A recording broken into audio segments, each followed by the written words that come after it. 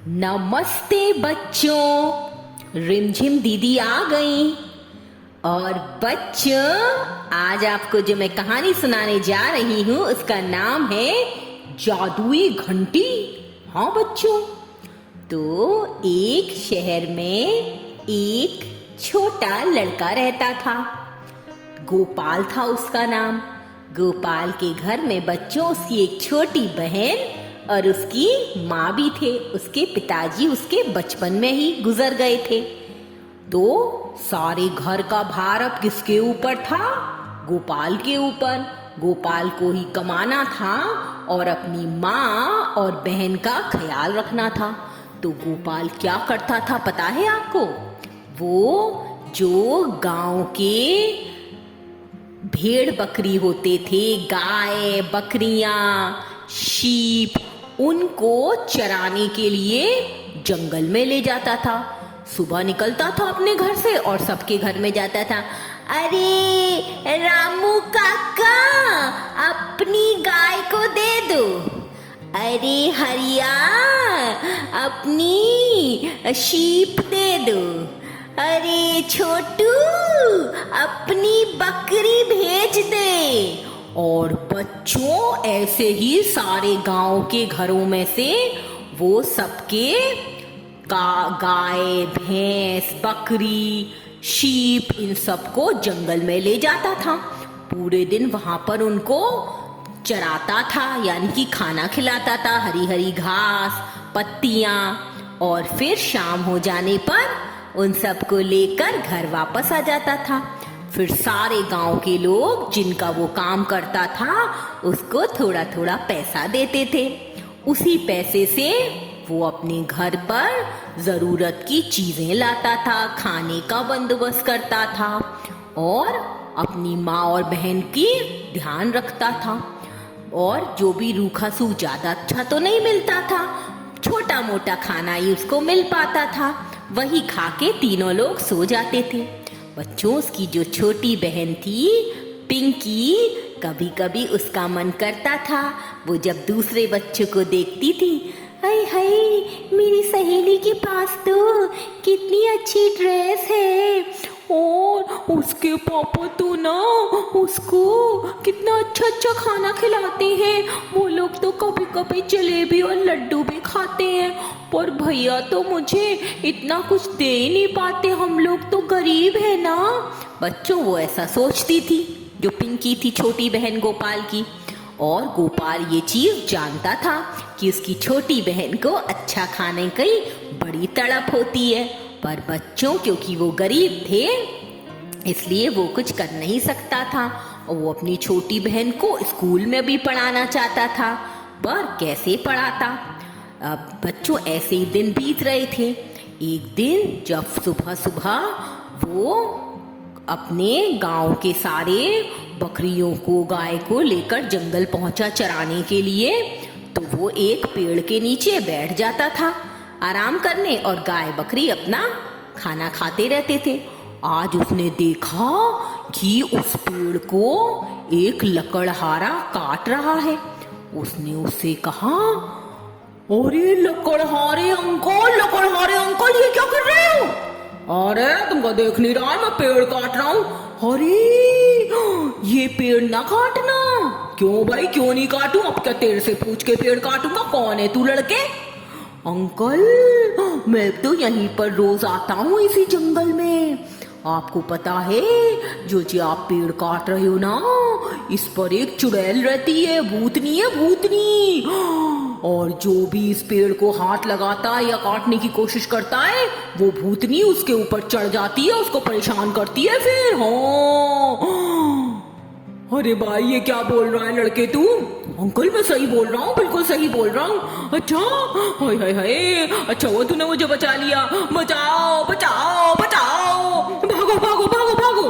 और बच्चों, वो लकड़हारा उस भूत के डर से जंगल से दूर भाग जाता है, पेड़ को छोड़कर, अपनी कुल्हाड़ी को वहीं फेंक कर।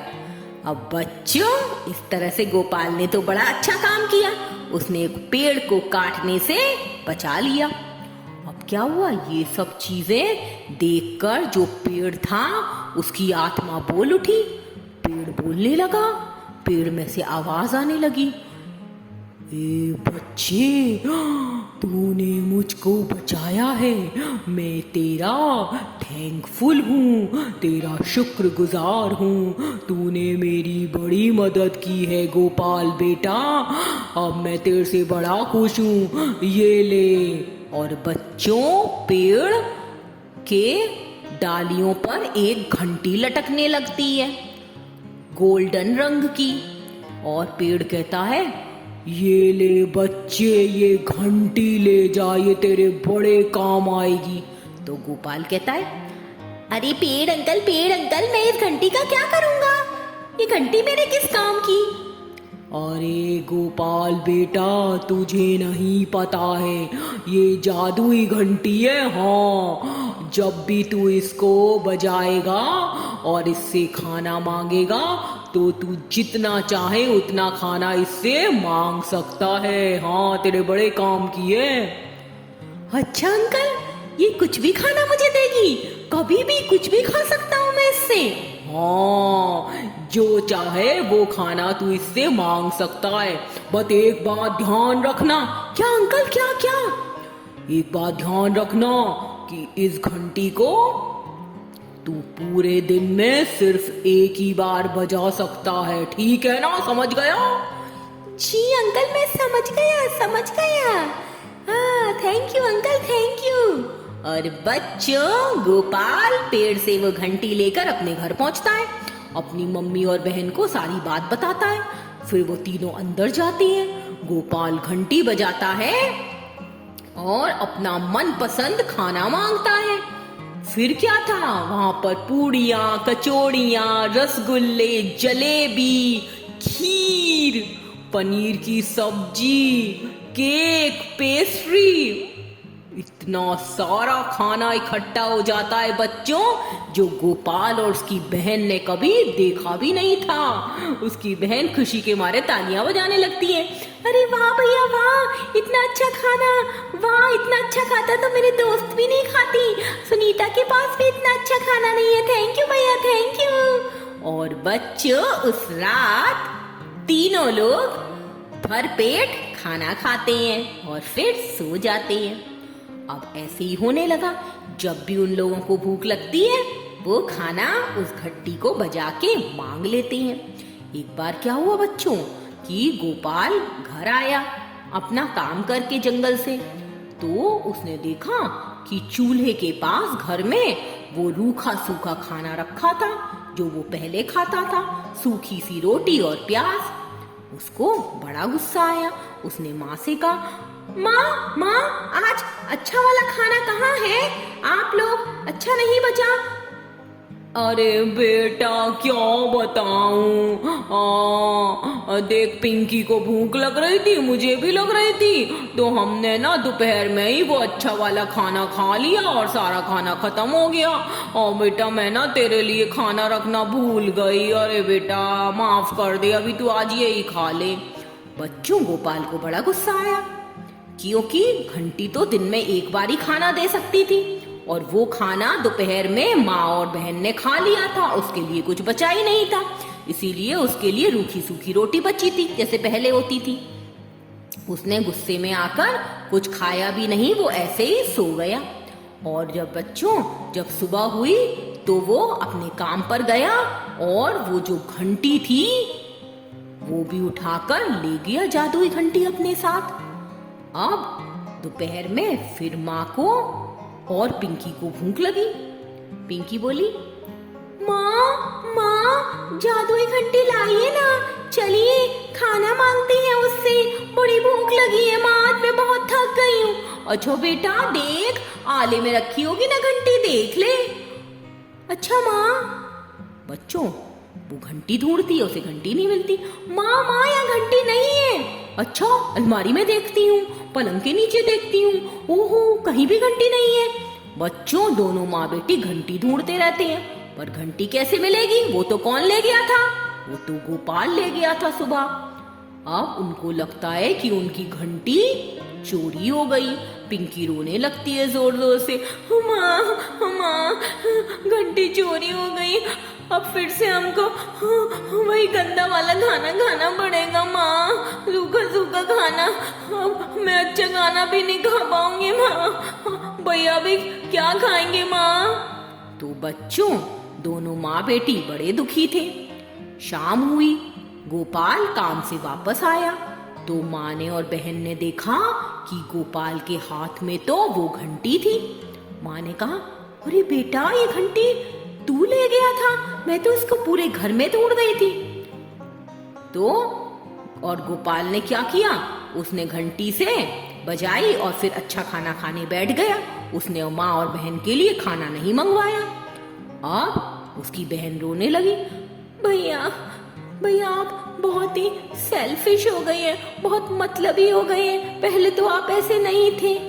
तो गोपाल ने कहा, कल तुमने और माँ ने भी तो खाना खा लिया था ना, मेरा ध्यान नहीं रखा था ना, इसलिए मुझे बड़ा गुस्सा आया। रात को मैं भूखा ही सो गया और सुबह ये घंटी लेके चला गया। तो बच्चों, पिंकी ने कहा, हाँ भैया, हम दोनों को भूख लगी थी और फिर हम दोनों ने खा लिया और भूख में हम सारा खाना खा गए, सॉरी भैया, हमें याद नहीं रहा। हाँ हाँ भैया, हाँ। फिर बच्चों, गोपाल ने कहा, मैं भी सॉरी हूँ पिंकी, मैं भी सॉरी हूँ माँ, मैं सचमुच सेल्फिश हो गया था, गुस्से में आके मैंने आप दोनों के बारे में सोचा ही नहीं और खुद अकेले ही खाना खाने बैठ गया। फिर बच्चों, गोपाल ने जो खाना मंगाया था वो तीनों ने मिलके शेयर करके खाया और उनको अपनी गलती समझ में आ गई थी कि हमें सिर्फ अपने लिए ही नहीं सोचना चाहिए, जो हमारे साथ और लोग रहते हैं उनकी जरूरतों का भी ध्यान रखना चाहिए। फिर आगे से तीनों लोगों ने हमेशा मिलकर ही खाना खाया उस जादुई घंटी को ऑर्डर करके। हाँ बच्चों, तो आपने क्या सीखा इस कहानी से कि हमेशा मिल बांटकर शेयर करके कोई भी चीज खाओ, पियो या यूज करो। आपको कभी भी सेल्फिश नहीं होना चाहिए और दूसरे लोगों का भी ध्यान रखना चाहिए, है ना बच्चों। Okay, good night, sweet dreams.